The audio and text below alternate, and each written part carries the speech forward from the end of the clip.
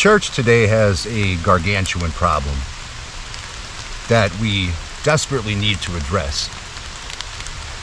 On today, September 2nd, 2022, I got back from Fargo on the last leg of Who is God?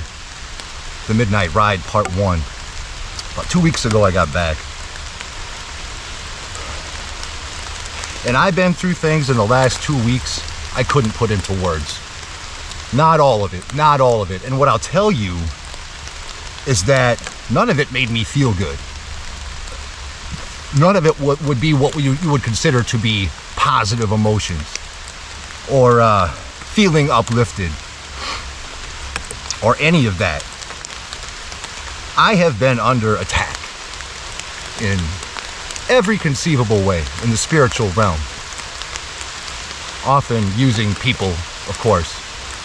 But it's always, we don't battle against flesh and blood. We fight against the principalities and powers of the air. And I'm not here to complain about it. It is my life serving him, because all I do is listen to his voice and obey. And I don't think about consequences. I don't think about personal consequences and what certain things I do for him might cause me to face in our battle against Lucifer and the evils of this world. And when I attack, like Who is God does, and will be continuing to, when I attack Lucifer's kingdom with the truth of this age that can cut through all of the lies, he's going to attack back, and he does. Matter of fact, when I got back and I found out that the documentary was done, I didn't know that part 1 was done. I had no idea that it was.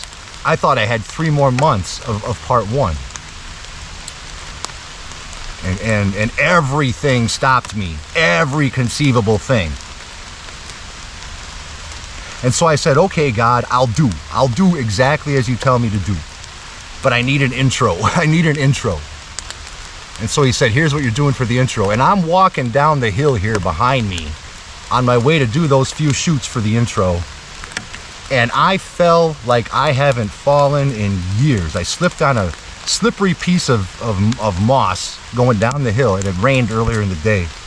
And I went down with my left leg underneath me in a way that how I didn't destroy it, I have no idea. It's fine. I don't fall. I'm 6'4". It's a long way down. But nothing since I've been back has felt good at all. It's been constant internal, spiritual, and mental battles against an enemy that wants to destroy anybody who serves the Creator, the Almighty. And the problem the church has now, and has for a long time, the church doesn't talk about the reality of what serving God, the true Creator, actually is.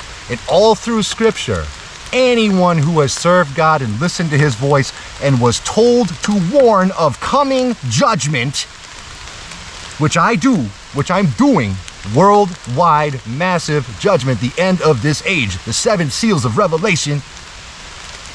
Anyone throughout Scripture, in the history in the Old Testament or the New, who is warning about God's judgment and the destruction that's coming, they live a life of complete struggle in every way, and torture, mentally, emotionally, spiritually. Read the book of Psalms sometime, and what David had to say. You think he was peaceful? The peace that we get from God is only that we know he's in control as long as we're listening to his voice. As long as we're listening to his voice and obeying and doing as Jesus said we have to do to be saved. And we have to endure until the end to be saved. Endure to the end means to suffer patiently. And do. You'll be judged according to what you do, your works. Jesus could not be more clear. Your beliefs are out. Believe in God or don't. Believe and try to sit there and feel good all day and feel spiritual all day. You ain't getting to the end. to the millennial reign with Christ here on earth in this age, that we have to go through what we have to go through and be beheaded for our witness to Jesus. And if you pay attention to what's happening in the world, the line is being drawn deeper and deeper to draw us out. And the problem, you pastors, is that what you're still doing, and of course not everybody, but man, I can't find one that's preaching the word of this end age and God's judgment of the 7 seals of Revelation. I can't find one. I don't know if they're afraid of it, but I'm talking to you pastors right now. And if you didn't know before, watch my movie and understand it. Watch the few videos I have up. It won't take much time. Invest the 3 hours in who is God to really understand. And then marry it with scripture. And then go back to your church and be like, why am all I doing preaching a gospel of how to feel good? All churches are doing is trying to teach people how to escape for an hour or two a week to feel good before they go back into the world, into the mess that it is and the misery that so many of us are in. It's not living for God. And if that's what you're teaching your people, and they're not understanding the truth of this age and God's judgment and what they need to do to actually be saved, and you know the real answer, which I'm giving you in so much detail through all of my videos I have up, watch them. If you know and you don't tell them, their blood is 100% on your hands. Read Ezekiel 33:3. And Ezekiel had to do it knowing no one was going to listen. You might lose your whole church. Better to lose your whole church than to have the blood of all of their hands on you when judgment arrives 1,000 years from now. Do you have the courage to face the beast system for what it actually is, knowing we don't beat it, knowing we don't vote our way out of it, knowing that there's nothing we can do to change God's judgment in the 7 seals of Revelation, that we're living through them perfectly as God has ordained? Do you have the courage to stand in front of your congregation and tell them that's the fact? If not, invite me, I will. Invite me, and I will stand in front of your congregation and I will tell them.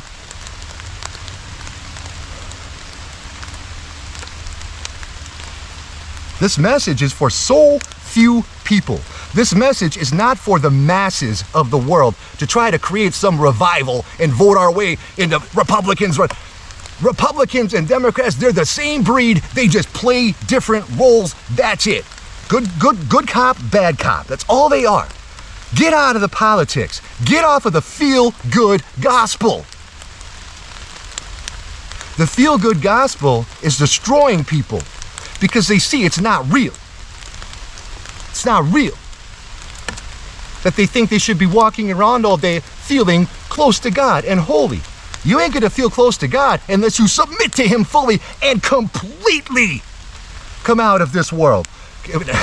When He said come out of this world, He meant completely, not for an hour or two a week. To change the way you live, to change the way you think, and ultimately to change what you do to build His kingdom. That's it. Warn of coming judgment and build the kingdom within it. If you reach one person in the next 3 years that we have, according to Revelation chapter 13, we're 6 months in to the beast's reign here on earth, who is able to make war with him? Scripture says, no one.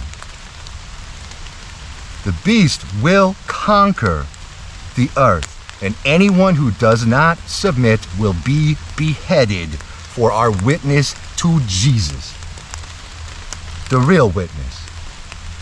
If you don't think you can face being beheaded, it's because you're not understanding what's actually going on, and you don't like not feeling good, and you've been taught there's a rapture coming. There ain't no rapture. You can't just sit here. You can't just sit here and keep to yourself and wait this thing out until Jesus says, well, I'm going to rapture you away now because you believed in me. Nope, he didn't say that. He didn't say that anywhere in Scripture. Jesus on earth or the risen Son did not say that. It's time to get serious because the world is getting real serious. Look at the backdrop of Joe Biden's speech last night. The blood red on Freedom Hall with the two threatening twin Marines standing behind. This is real. This is real life. What your pastor's been teaching you is garbage. And if you're teaching the garbage, either quit or teach the real and living truth.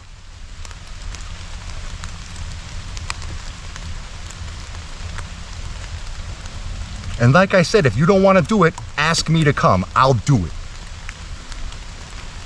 Right as people need to hear it, because I only listen to the Spirit, and the Spirit knows what people need to hear. And on top of that, the Spirit knows which of the few select people are able to receive this message that he wants to build his kingdom with, his real kingdom.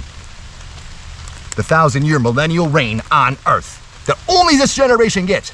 Only this generation, only the generation that faces the end of this 2,000-year age and gets beheaded, we go in the first resurrection in our brand new silica bodies to live 1,000 years with Christ on earth. No one else is the twinkling of an eye is 1,000 years later when everyone's resurrected and judged according to their works. And books will be opened. Many books. And there's one book, the Lamb's Book of Life, that will get them into the New Jerusalem. We skip that judgment if we face the beast system. We skip it. Scripture says this. Jesus told us.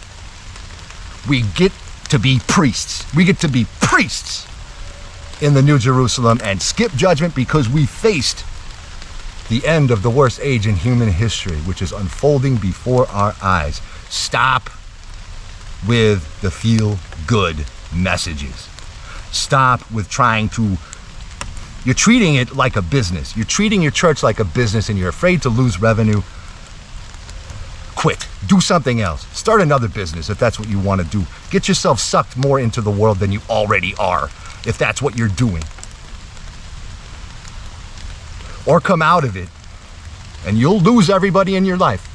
I lost everybody except for one person, except for my dad. When I started preaching this message, I lost everybody, and I turned people who used to love me into enemies who want to destroy me. Do you understand that? That's not going to stop me from preaching it. Get yourself away from needing money to preach Scripture and preach Scripture. Preach the living truth of the revelation of Jesus Christ in 2022. Because we're here. And God's judgment is here. And if you don't preach against it, you'll end up submitting